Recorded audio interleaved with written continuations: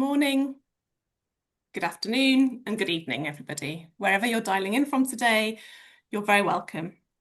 We're delighted to bring you Digital Dialogues today, which we at the International Civil Society Centre do in partnership with Civic Tech Innovation Network, who are based in Johannesburg. Before we do get started on today's conversation, as always, a few housekeeping notes. We recommend using the hide non-participant function so that only active speakers are visible on your screen. The instructions will be dropped into the chat. We also have sign interpretation this month, so you'll also see the speakers and the sign interpreters on screen at all times. For any tech support issues that you have, please do send a direct message to Liz, who's down as Liz Tech in the Zoom chat. As always, we encourage you to get involved by posting any questions you have for our speakers into the Zoom chat at any point. We promise we'll get to as many of them as possible. As always, as well, we love to hear your engagement and your thoughts on social media, so please do tweet and post about us using the hashtag Digital Dialogues and tag the ICS_Centre and at Civic Tech Africa. Liz will again put in the post. Today's session will be recorded and it will be sent to all registered participants next week.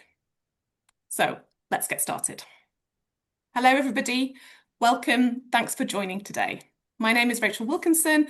I'm joining you today from a very warm Berlin, and I'm the moderator for today's digital dialogue. For the benefit of participants who are blind or who have visual impairments, all speakers will begin with a short self-description. So I will begin. I am a pale woman who used to have very, very dark hair. Now it's a lot more silver, I should say, maybe grey, others might say. And I'm wearing a green dress with squiggles on. Digital Dialogues is a panel that we bring to you all around civil society perspectives on emerging digital technology issues. Today, we'll be discussing big tech and civil society organisations and the issue of ethics washing, or sometimes referred to as critical washing. As we know, civil society organisations, which many of us are here to serve the public interest. We bring expertise, trust, and a commitment to the common good. Yet, we also face huge constraints with resources, making partnerships and fundraising essential for us to carry out our work. Over the past couple of decades, many of us, many CSOs, have formed close relationships with major tech companies. These partnerships have delivered funding, they've delivered digital infrastructure and innovation, but they've created dependencies and also raised an important question around power, accountability, and independence. Today, these questions feel more urgent than ever. We are seeing a handful of tech companies who provide most of the infrastructure to the whole of civil society, wielding their power more and more. And economic and political influences of these companies continue to grow and grow. At the same time, people are arguing that civil society organisations are helping companies project an ethical leadership, and we're not addressing structural changes. And this is the phenomenon that we often refer to as ethics washing or critical washing. And that's what we'll be discussing today. So how can we, as civil society organisations, navigate this evolving and growing landscape? Can organisations remain independent while relying on powerful tech companies? Where is the line between constructive engagement and legitimising business models or political agendas that conflict with the values that we stand up for? They're not easy questions, and we're not here to offer simple answers today. Instead, we're here to develop our thoughts about it, to ask critical questions, to expand our knowledge and our interest on these issues. And I'm delighted to be joined by our distinguished panel today. So thank you for joining us online and welcome to this conversation. I am delighted that we have three wonderful speakers today. We have Kavissa Pillary, who's the Executive Director and Founding Director of the Campaign on Digital Ethics based in South Africa, which is an organisation that's dedicated to digital rights, ethical technology and democratic accountability in our digital age. We also have Joachim Seltzer, who is part of the Chaos Computer Club, think that gets one of the best names we've had on Digital Dialogues, which is one of the largest computer hacking associations in Europe, and has been a long-standing advocate of digital independence and digital rights. Our third speaker for today is Francesca Bosco, who is a senior expert and advisor on many aspects of the intersection of AI, digital resilience, and emerging technologies. She's held senior leadership roles at Cyber Peace Institute, which is now Protect NGO, the World Economic Forum, and the UN. So to start us off today, each panelist will introduce themselves. They will frame the issue from their perspective, sharing the current landscape and some key trends. Afterwards, we'll have time for discussion among the panelists, and then, of course, we'll bring in your questions. So please do post your questions in the chat. Kavissa, would you please turn your camera on and join me on screen? Hi, Rachel. Hi, everybody. So please do start, and don't forget to do your self-description. Thanks. Good afternoon, everyone. My name is Kavisha Pillai. I am a fair-skinned woman with black hair. Sorry, I had to think about that for a second. And I'm wearing a grey sweater because Joburg is a little bit cold today. And I have spent a vast amount of my activism and my career in anti-corruption. I started the campaign on digital ethics or code about 2.5 years ago. But prior to that, I worked for a nonprofit organization that looked at anti-corruption issues. And the reason that I raised this, because during that time of being in the anti-corruption space, a lot of my work focused on looking at something called state capture, which was a political moment in South Africa where a group of business people and individuals were able to capture the interests of the state through policy regulations, procurement, etc. And it's not, I mean, that was, we had a commission of inquiry, but it was not an isolated incident. I think there's various incidents of capture that have happened in the South African society.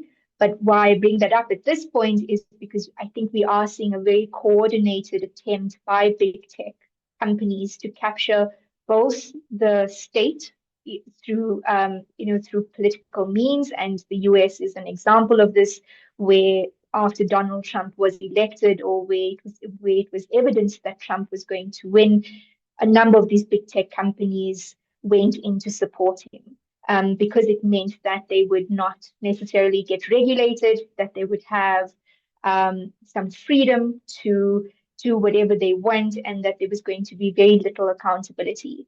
I think that's playing out in many of our societies, where these big tech companies and players come in, provide services or support either to your parliaments or to particular political parties, in the hope that should that party come into power, they're not going to introduce any type of legislation or frameworks that would hold these companies accountable.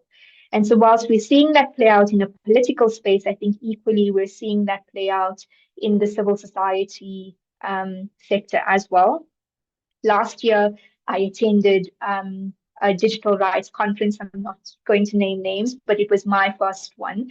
And the thing that struck me was that on the outset, it sounded like a very progressive space. It sounded as if this is going to be a space where meaningful change can happen. And being quite new to the digital rights sector, I was fairly intrigued and inspired by this prior to attending it. And then I remember going through the conference, and conversations were being had, but it wasn't taking us over the line. You know, we were talking about the issue, but we weren't keen on naming those who were responsible for it. And then when I went to see who were some of the sponsors, you saw that, you know, the conference itself, one of the largest, was being sponsored by Meta, by Airbnb, by a number of these big tech industries. And that made me realize that, okay, you know, these actors have actually come into spaces that digital rights activists are organizing in. And that potentially has a role in how agendas are being shaped and what is said and not said at these types of conferences. So it's not unique to the digital rights sector. I know in the climate justice sector, similar issues have occurred where if you're looking at COP or other types of climate conferences, fossil fuel companies are coming in and sponsoring those and in an effect greenwashing those spaces. So this is not a new tactic. I think it's happened. Industry has done this previously. You go in, you try and lobby the state to not introduce legislation, but you also you go into spaces that are meant to be independent, run by civil society, and you sponsor that so that conversations potentially are not ones that are going, or actions won't actually lead to accountability. I'm not being a conspiracy theorist in saying this. I actually think that this is what's happening. And technology does have a dual nature. There's elements of it that has been a force for good in our society, for innovation that you are able to use in the public interest. But in the same sense, there are big conversations that need to be had around how these technologies are being used and abused by various actors in our society. Now, I understand that, especially from a civil society perspective, that the funding landscapes are very precarious at the moment. Funding is drying up, and so there's a competition that's emerging from civil society organizations. And these big tech companies enter and then become another avenue to receive funding. So they're either funding fact checkers or newsrooms or civil society organizations to do digital literacy work, etc. And the difficulty or the ethical questions that come into that is they're making vast amounts of money, but trillions of dollars. And instead of actually fixing their systems, which would be the easiest route to deal with the harm, they then go into funding, newsrooms on a piecemeal basis or fact checkers on a piecemeal basis. And basically, what that does also introduce is this sort of tension of, are you actually able to hold these companies accountable or do the advocacy work that you're meant to do if you know that your salaries or your operations are also dependent on them giving you money. And this is not new, I think, to this space. I think any organization, civil society organization, would have had to grapple with this issue. I often think about things, or I often think that there's a Robin Hood principle that we need to introduce into our discourse, and basically by that I mean, you take money from the rich and ensure that it's being used to deal with inequality, help vulnerable people, the marginalized, etc. And wherever you are, you realize that philanthropies or organizations where you are taking money from, a lot of the time those organizations or those individuals may have accumulated that wealth, not necessarily through good means. They would have done a few things in order to get that wealth. So that's constantly a tension that you're battling with within the civil society space. But there is a question around ethics when the money that you're getting from an institution, for example, Google, whatever big tech organization, and understanding their role in human rights violations or in creating unsafe information ecosystems and disrupting democracies around the world. And you're now taking money from them to do work around tech accountability or around digital resilience.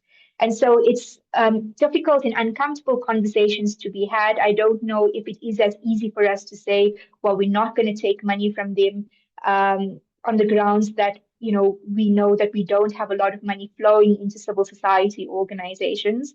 But I do think that there have to be some red lines for organizations actively working on digital rights. So that's going to be my input for the moment, and I look forward to engaging with you in some of those difficult questions. Thanks, Wonderful. Rachel. Thank you, Kavisha. You can turn off your camera now, and I would like to invite Joachim to join me on the screen. Good afternoon. Could you please unmute and share your opening comments? And don't forget to start with a self-description. Hey, hi, I'm Joachim. Thank you for the invitation. It's the first time for me to be translated by sign language, and I simply love the symbol for hackers. And I just want to see it again. Let me see. Okay. The Chaos Computer Club is not only an organization about focusing on cyber security. It's always has always been a company for for it just lost word. It's always been a political organization. So we were never able to separate technology from politics. We also said um, these two topics are simply woven into each other's, and we have to look at them simultaneously. That was one of the things. So the members of the Chaos Computer Club submit themselves to so-called hacker ethics. And this is a set of rules that was written down in the early 80s, to be precise, 42 years ago. And there's one part of the hacker ethics saying, let me quote it, mistrust authority, promote decentralization. And I think that's exactly what we're talking about. Why? Because okay, today we're focusing a bit on US technology, but I think it doesn't matter whether this technology is centralized in the US or anywhere else. The problem of centralization is a topic that, or it's a problem that has to be solved. Just let me give some examples. The IT world currently is heavily depending on Meta, which is Facebook, Instagram, WhatsApp, on Microsoft, which is obviously Windows, but also their Office suite and their cloud services. Amazon, which is doing shopping and cloud services, and payment services like, for example, PayPal. To give you an example, I think it was 2010 when the US government tried to dry out WikiLeaks by simply cutting them off from PayPal. And this is one thing I think a government is not allowed to do, but it was very effective because suddenly WikiLeaks was not able to receive money, no donations. So we have to do some tricks to circumvent this blockade, but there was still this blockade, and there was WikiLeaks heavily depending on this single service. The upcoming dependencies will be, as I think, from AI services like OpenAI, Grok, DeepSeek, and Sono AI. Currently, many of these services are free or rather cheap, but just let's wait for a few years when we are depending on them, when you got addicted to them, and then I promise you they will raise the prices. And then I think this will turn out to be a problem as well. Talking about problems, talking about the abuse of power, I give you 3 or 4, I think it's examples. One example is Karim Ahmad Khan, who's the chief prosecutor, I think, of the ICC, and was doing some investigations which the US government didn't like. So they put pressure on Microsoft, telling them to cut him off his email account, which were essential for him, simply because he was doing investigations that the US the government didn't like. A similar thing happened to the ICC judge Nicolas Gilloux. I think I pronounced him wrong, but please forgive me. Who also lost access to his Amazon accounts, to Airbnb and PayPal, simply because he was being interested in the wrong way. In the US, in the Apple app stores, the ICE app got deleted by due to pressure from the US government. And my favorite example was in last October when Microsoft was forcing millions of computer users to buy new computers simply because they said, okay, you have to in order to be to have a current operating system, an actual operating system, you have to switch to Windows 11. We're no longer going to support Windows 10.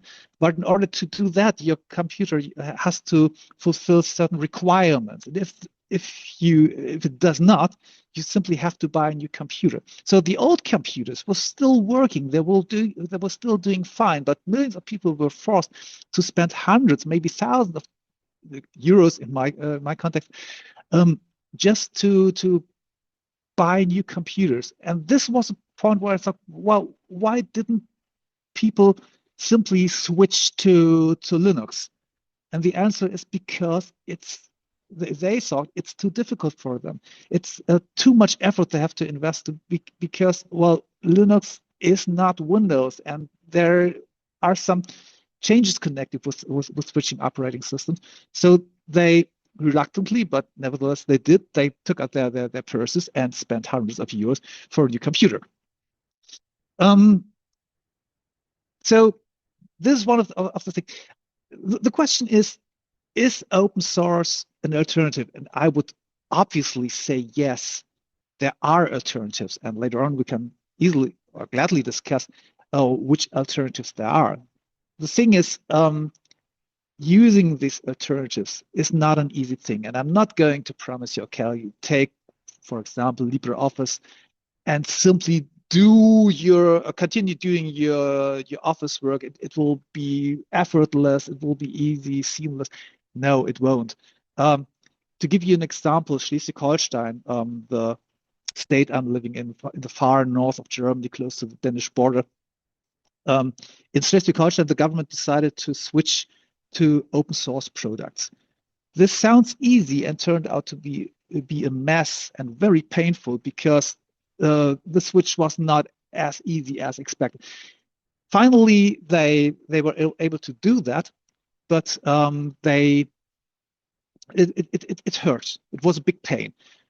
So that was the example I wanted to give. And please forgive me. I now will describe myself. I'm pale, in my late 50s. I'm wearing glasses. I have long gray hair, and I'm wearing a headphone and a black T-shirt. Sorry for doing that that late. Thank you, Joachim, for your insights and for your end description. That's wonderful. I would like to invite Francesca to turn her computer screen on and welcome Francesca to our panel. Please do share your opening insights and thoughts, and don't forget the self-description. Thank you.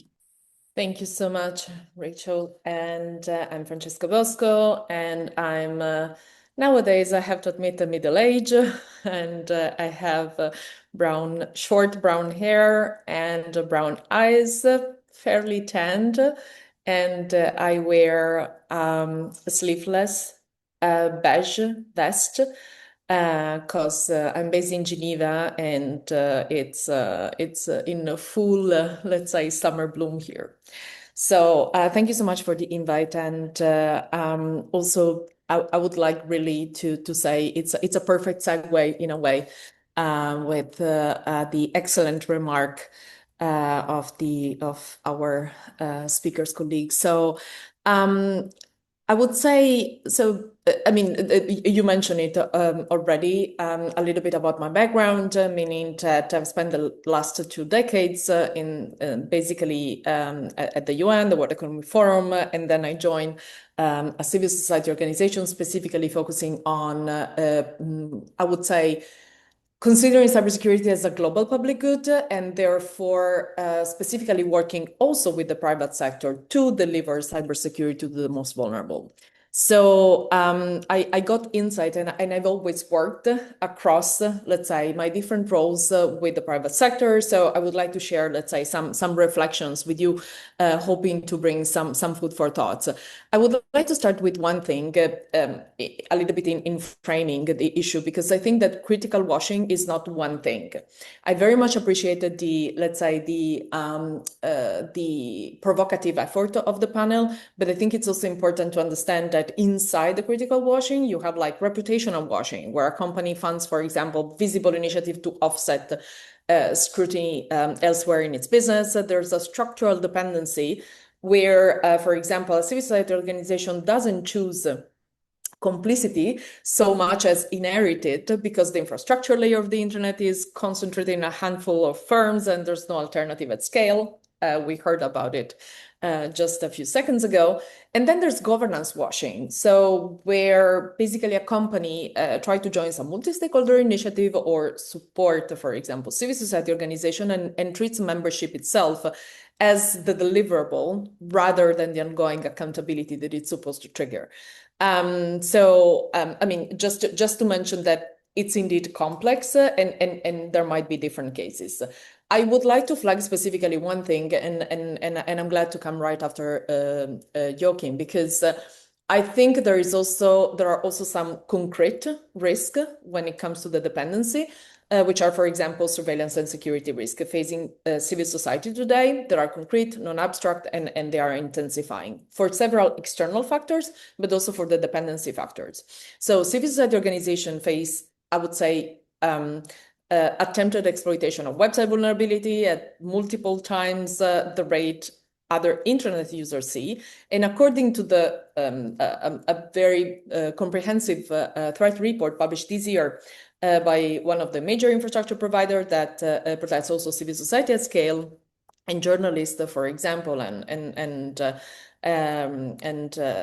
human rights defenders. So they've seen definitely attacks that cluster around, for example, investigative publications, elections, advocacy moments. So they are heavily targeted.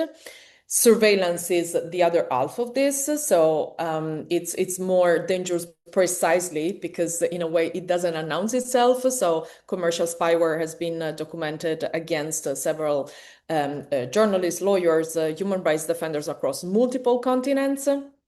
And basically turning a defender's own phone into a threat. And again, the problem is that the dependency underneath the risk both of surveillance and attack. So when an organization email, calendar, case files sit on the same handful of foreign hyperscale platforms, for example, a state doesn't need to break in, right? It can compel or sanction the platform instead, and the organization loses access without knowing, basically, or without knowing it, or, for example, without the necessity of necessarily hacking into anything.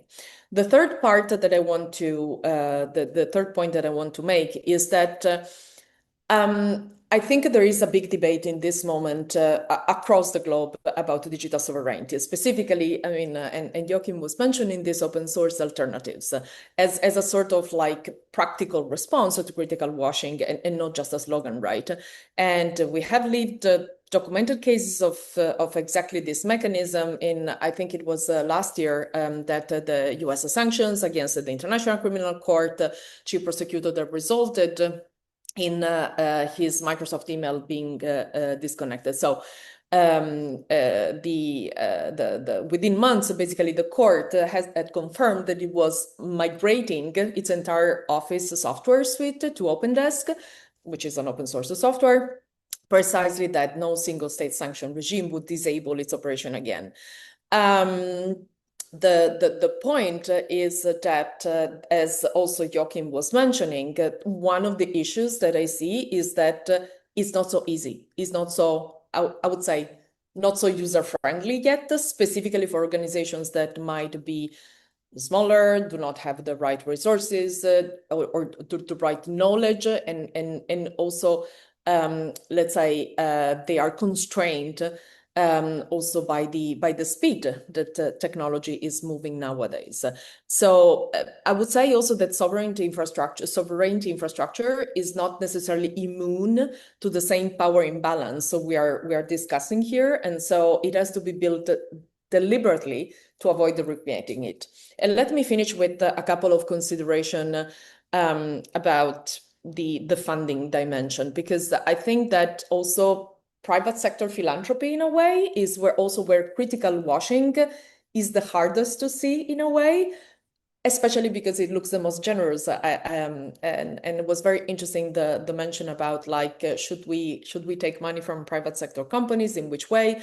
So corporate philanthropy and specifically tech-funded foundations have become, in a way, structurally larger share of civil society funding base as on one hand, because of traditional development assistance collapse, and on the other hand, because of the rising, I would say, of the digital rights movement and digital rights organization. That shift makes the accountability, I would say, question sharper, because philanthropic giving is one of the least externally accountable flows of capital that exist.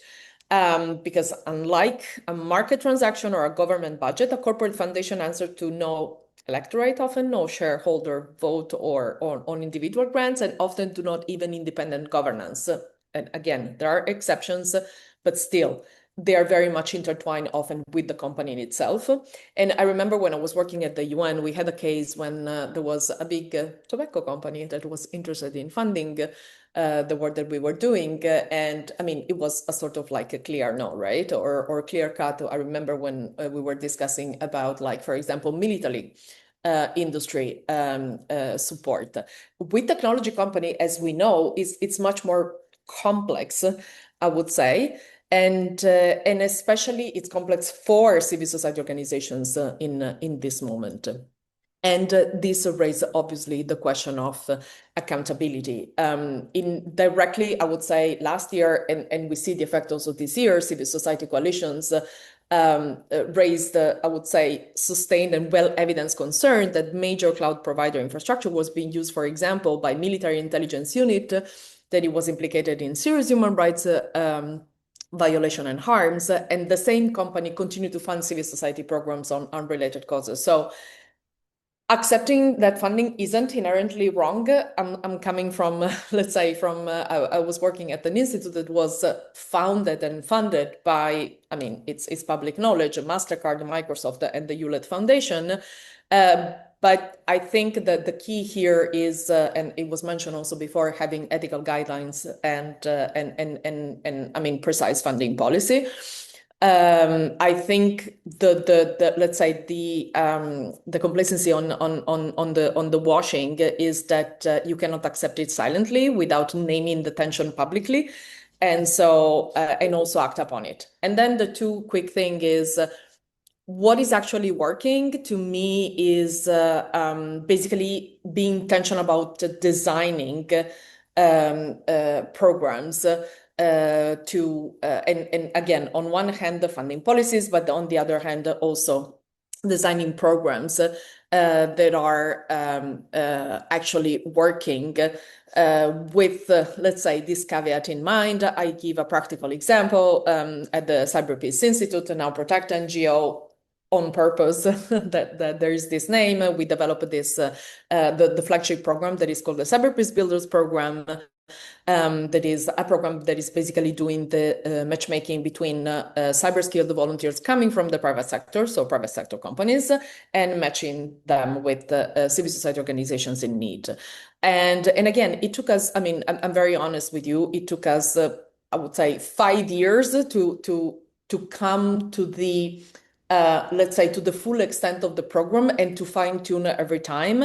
And I think it's important every time that we ask ourselves the question about every, let's say, small change that we were, small or big change that we were doing to the program, because I mean, fully volunteering or accepting, for example, support also by the private sector companies that wanted to join the program, where you draw the line, the vetting, and so on and so forth. So you have to, again, to design intentionally, to be transparent, and to be basically ready to let's say to provide the right information. I would say I think it's super important to have meaningful and intentional partnership, and not just obviously partnership and collaboration for the sake of having them. And then I would say that I close with I do believe that it's not a question of whether civil society should work with the private sector. I can think about several examples of, I mean, why it's so important, and I'm a firm believer in multi-stakeholder initiatives that work. But I think also that the point is, as a civil society organization, we need to be, as mentioned, intentional, conscious, without becoming dependent on the terms set by, for example, the companies or the philanthropic arm. And so how we build internal capacity to negotiate control, exit rights, transparency into a partnership. To me, this is key. And also I would say, I mentioned it before, to me, we need to be clear about the line between constructive engagement and legitimizing something that we should instead be holding accountable. Thank you. Wonderful. Thank you, Francesca. Kavissa, Joachim, could you please turn back on your videos and join me and Francesca on the screen? We'll spend the next 10 minutes with each other asking questions. We've heard a lot in the last little while, and we've got a bit of time just to tease out the relationship and the intersections from the current landscape and each individual person's work. So please do jump in, ask a few questions, and for those of you watching and listening, please do put your questions into the chat and we'll get to them very soon. Who would like to kick us off with a question?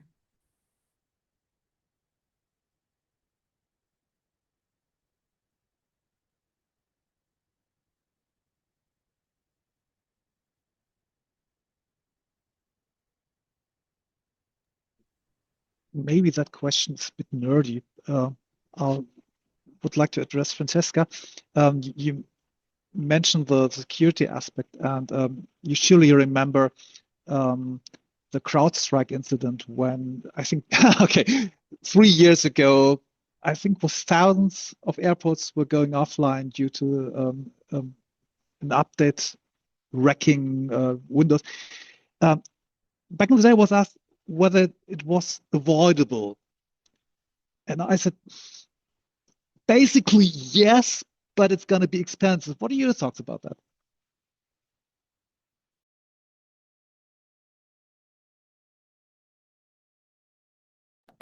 I'll try to unmute myself.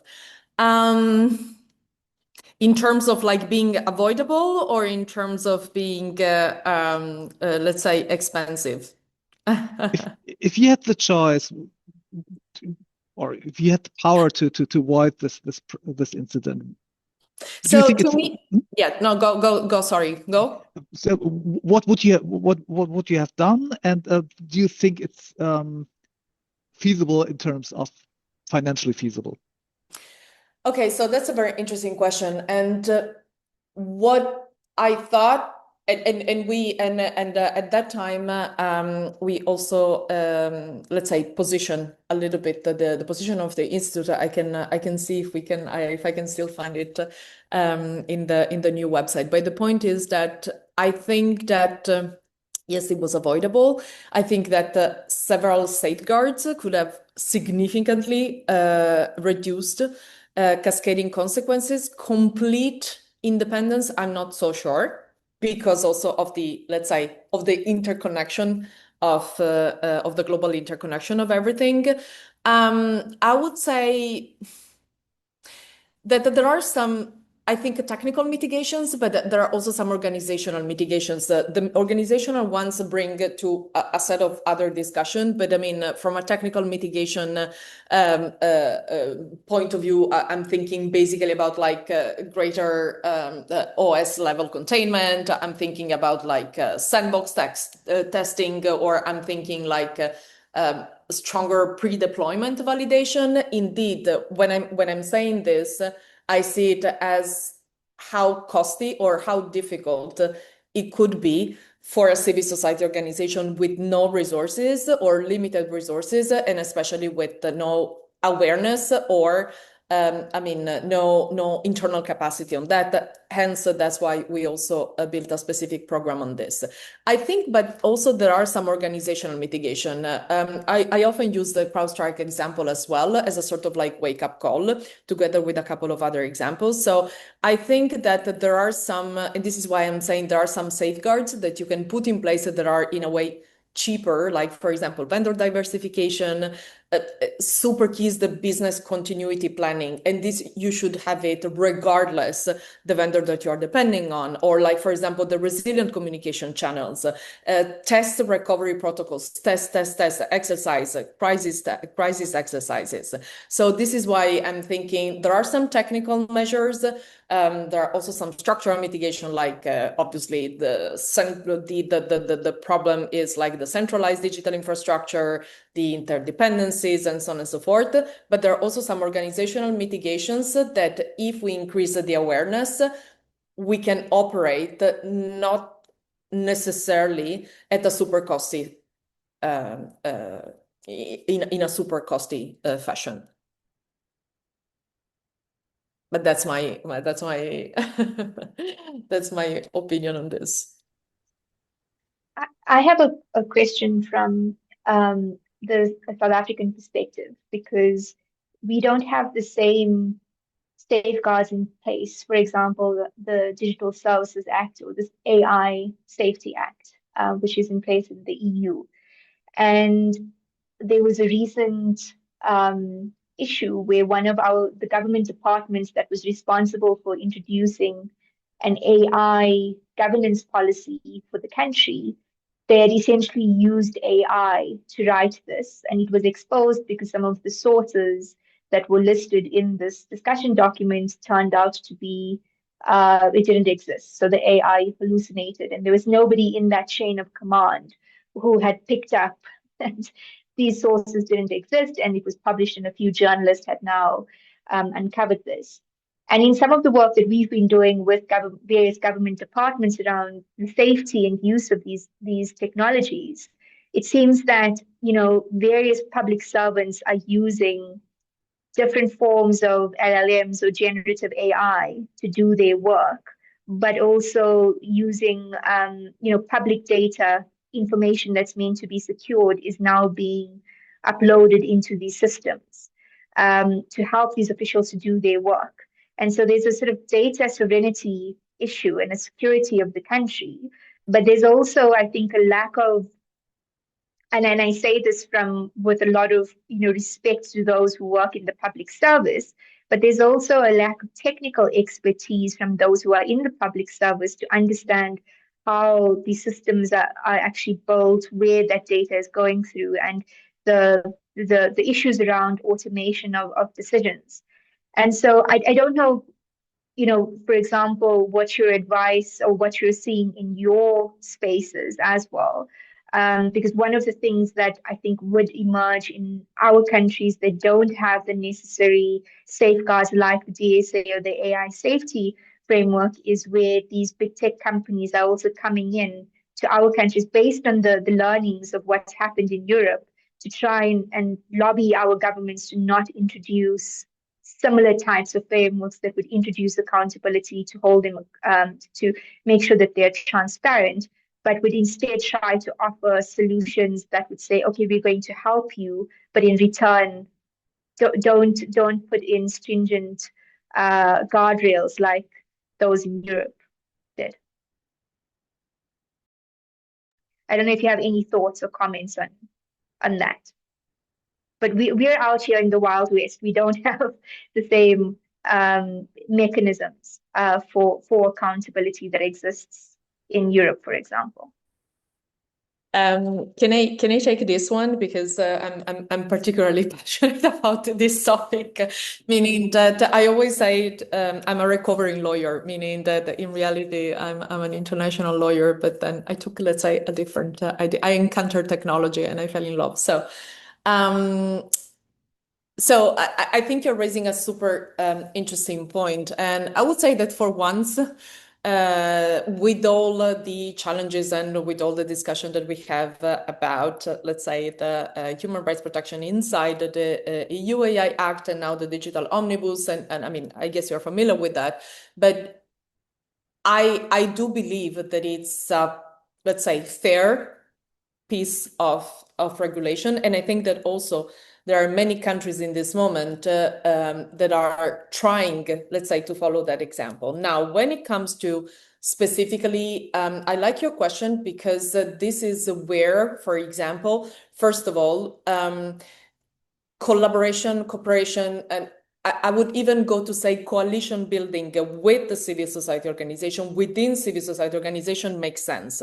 I had the experience of two other pieces of legislation. One of regulation. One is the UN Cybercrime Convention, and the other one is the UN Open-Ended Working Group. Very different rules, very different, let's say, also rules of engagement for civil society organization. But where we got, let's say, the most victories, allow me to say, is when we got all together as coalition to push on certain point.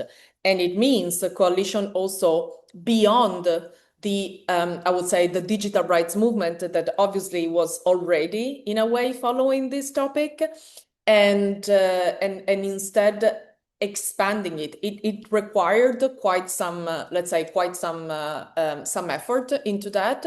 But I have these two examples. So first of all, collaboration among the civil society organization, because obviously there are civil society organizations that might be, first of all, more, let's say, knowledgeable about a certain topic. There is a very good example on the UAI Act, and I can also give you all the references about excellent organizations that are both mapping, let's say, the EU AI Act, let's say, development, application, and so on and so forth, but also there are creating coalitions across the globe. So not only in Europe. And there are a couple of great initiatives. Map AI is one of them. Excellent work in Europe is done by Global Partner Digital and ECNL, which is the European Center for Nonprofit Law. So, I mean, excellent work. And let me finish with one thing. I want to add specifically one point, which is in both cases in the open-ended working group, but also specifically on the Cybercrime Convention. For example, we teamed up with the private sector with one thing that is called the Tech Accord, which is basically a sort of like a group of private sector tech providers. And specifically for the, let's say, at the very beginning of the negotiation on the Cybercrime Convention, we specifically, let's say, published a sort of like manifesto for asking to include basically human rights safeguards inside the convention. So that's why I'm saying, again, are they perfect tools? No. But still, I mean, there are some examples of like pushing and joining forces to get some results. I'm seeing lots of questions coming into the chat, and I've seen my esteemed colleague Zuki from Civic Tech Innovation Network, who are our partners in this, has posted a question. So I feel it's only right to ask Zuki's question first.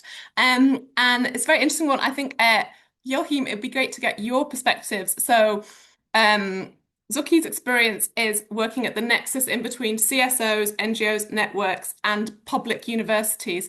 So she's interested to hear of what people feel about the role that higher education institutions can play in speaking truth to power and being a bit of a leverager when it comes to open source solutions and initiatives. So Joachim, I wonder if you have any thoughts on that from academia. Good question.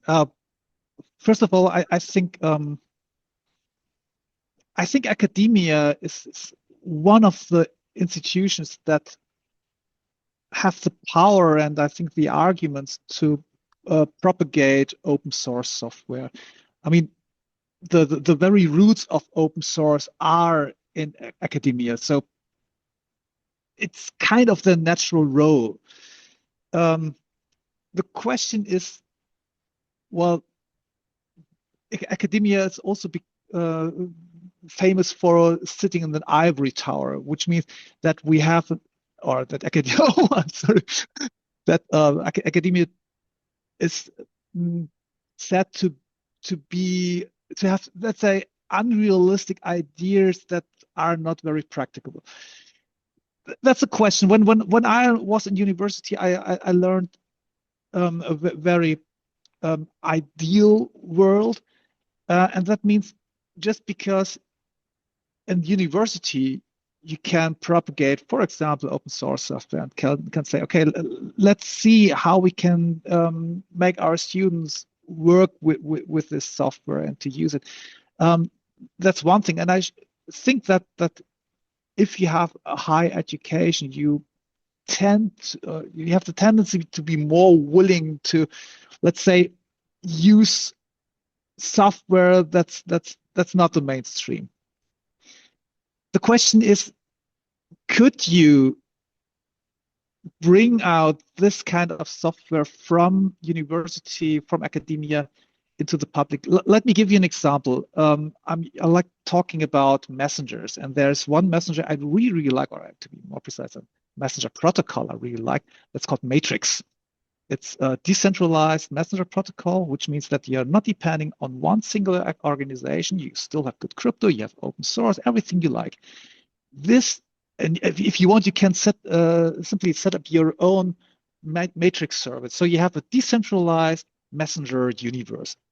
Great thing, if it were usable. The problem is that the protocol has some itches, and even worse, the client software is not ready for the public when talking or when speaking about usability.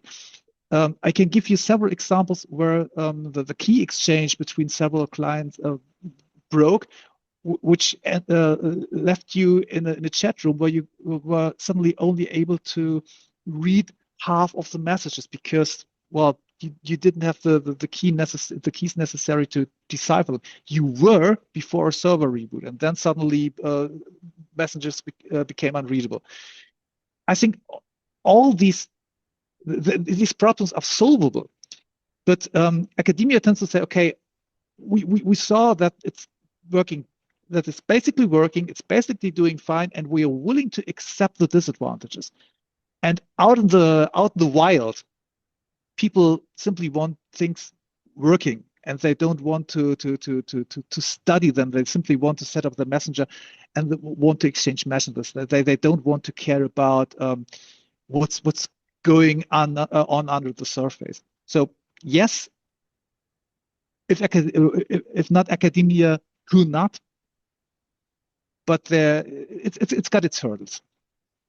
Thanks. I know many academics who are very good at bringing the practical into academia, and it's always great to bring in a lot of different perspectives and to collaborate, and obviously the huge weight and heft that educational institutions bring are very, very important. We're getting lots of questions in the chat, but we're sadly running quite low on time. I saw, Francesca, you put in a few great examples about to address that academic question. We're having questions around sort of, open source, building infrastructures. We've heard a lot around all the complex different aspects, that it's not just critical washing, there's reputational aspects, there's governance aspects, there's ethical implications, there's kind of capture in terms of our fragility of using only one issue, interoperability questions. We've heard a lot of very sobering examples of the way that big tech are recently taking more power and more political decisions and enacting and using that. In the last couple of minutes, I would like to ask each of the panelists to really quickly give one practical recommendation that CSOs can start looking into to help navigate these difficult challenges right now. Kavissa, I'll start with you. Rachel, that's a bit of a hard one in terms of a practical recommendation. The Okay, one it thing cannot be that I would practical. It can be one general thought to take away. Sure. The one thing that I would say, and this is also borrowing from the South African sort of anti-corruption movement, is that, the sort of whole saying was fighting corruption is an all of society approach. Everybody has a role to play in this.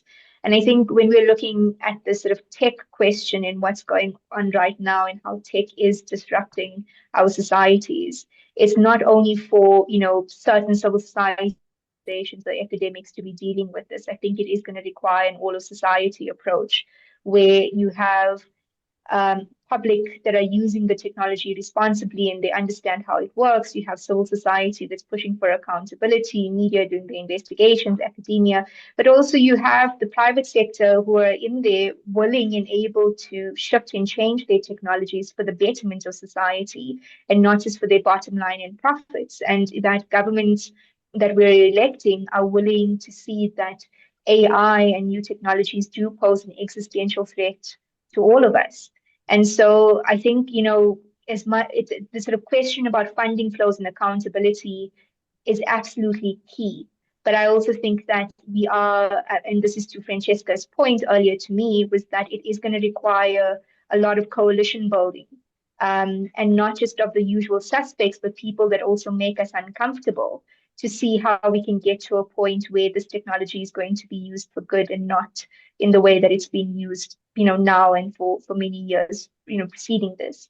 And so that does seem like, a bit idealistic and romantic, but I do think that no one single sector or individual is going to solve this problem that we're in right now.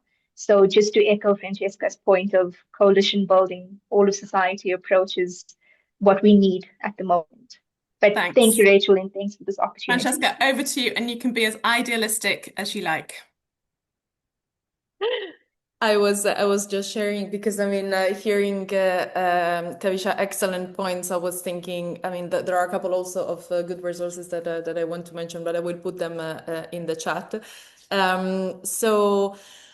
Actually, for once, I won't be idealistic, but very practical. So, especially because I work very closely with the civil society organization, I would say very practical recommendation is before you accept any tool, service, well, two things. Before you accept any tool, service, or partnership from a company, free or paid, ask one key question and write down the answer. What happens to us if this is withdrawn tomorrow, and who decide that? So that, even within a certain level of dependency, you have a clear situation in mind. And I go back to my point related to the CrowdStrike case about, the organizational safeguards that you can put in place. And then the second point, which is something that I'm really advocating for, is that what I've seen, especially, for example, in the humanitarian context, I'm working a lot on peace tech. And one of the problems that I've seen over the years, but also in the, let's say, in the interconnection between, civil society organization, digital resilience, and the cybersecurity industry, is that in many cases, those are products that are not conceived, let's say, with the need of civil society organization in mind. And then they are adapted in a way, right? They are like adjusted to the need of civil society organization or to specific contexts. I wish to see, and this is also as a civil society organization, what we should start requiring, that there is not simply a process of consultation, giving feedback, incorporating changes, but more co-design. What I think is really needed nowadays is that the civil society organizations sit at the same table with private sector companies, and by the way, because Kavisha, you mentioned it, also with often also with public institutions, to co-design solutions, services, because otherwise it will, in many cases, is a tick in the box exercise. Thank you. Joachim, you have less than 1 minute. Couple of seconds left. 4 Okay. seconds. Be open-minded. Embrace experiments. Just because you were doing wrong things in the past is no argument for continuing doing things wrong in the future. Get in touch and support the open source community. They are great, idealistic people, always willing to engage. Wonderful. Thank you. And on that note, huge thank you to Joachim, Kavisha, and Francesca. Thank you. Thank you to Andrew and to Abdel Karim. Thank you for joining us. It's been wonderful to hear your thoughts in the chat and to discuss this complex and challenging issue and to end on a hopeful note. All the best, everybody. Good night, good afternoon, good morning. Goodbye.